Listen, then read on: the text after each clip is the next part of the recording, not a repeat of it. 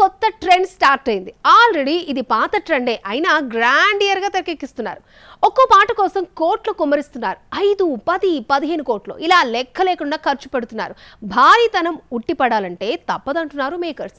ఒక పాటలో ఎంతమంది ఎక్కువ డాన్సర్స్ ఉంటే అంత గొప్పగా మాట్లాడుకుంటున్నారు. అదెలాగో మీరే చూడండి. పాటలో హీరో వెనకాల వందల మంది డాన్సర్స్ ఉండే ట్రెండ్ ప్రస్తుతం నడుస్తోంది. అందులోనూ జాతర ఉత్సవాల్లో వచ్చే పాట అయితే 400 నుంచి 500 మంది డాన్సర్స్ కావాల్సిందే.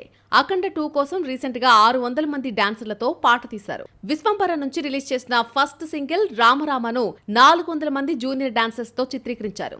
4 సెట్స్ లో 12 రోజుల పాటు తీయగా బడ్జెట్ 6 కోట్లు దాటేసిందట.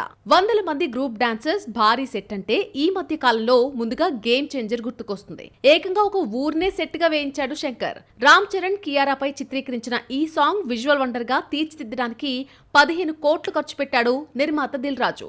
400-500 మంది డాన్సర్స్ ఒకే రిథంలో స్టెప్ వేస్తే 2 కళ్ళు చాలవు. బడ్జెట్ ఎంతైనా రిస్క్ చేసి పాటను సూపర్ హిట్ చేయాలని చూస్తున్నారు. పుష్ప 2 టైటిల్ సాంగ్ ను ఇలాగే 100 మంది డాన్సర్స్ తో తీశారు. లియోలో నారెడీ సాంగ్ జవాన్ దుమ్ము దులిపేలా సాంగ్ వెనకాల 100 మంది డాన్సర్స్ చిందులేశారు. ఎంతమంది ఉన్నా ఒక్క మూమెంట్ తో ఆకట్టుకోవడం, యూత్ లైక్ చేయడంలో ఇలాంటి పాటలే తమ సినిమాల్లో ఉండాలని స్టార్స్ పట్టుబడుతున్నారు. వెనకాల ఎంతమంది ఎక్కువ మంది డాన్సర్స్ ఉంటే సాంగ్ అంత పెద్ద హిట్ అవుతుంది అనుకుంటే పొరపాటే. పాట క్యాచీగా ఉండాలి. స్టెప్పులు, మేకింగ్, విజువలైజేషన్, హీరో హీరోయిన్ల ప్రెజెన్స్ అన్నీ బాగుంటేనే సాంగ్ సూపర్ హిట్ అవుతుంది. జవాన్, లియో, పుష్ప 2లోని పాటలు అన్ని రకాలుగా ఇంప్రెస్ చేయడంతో మన హీరోలు ఇలాంటి పాటలే కావాలి అనడంతో నిర్మాతలు కోట్లు ఖర్చు పెడుతున్నారు.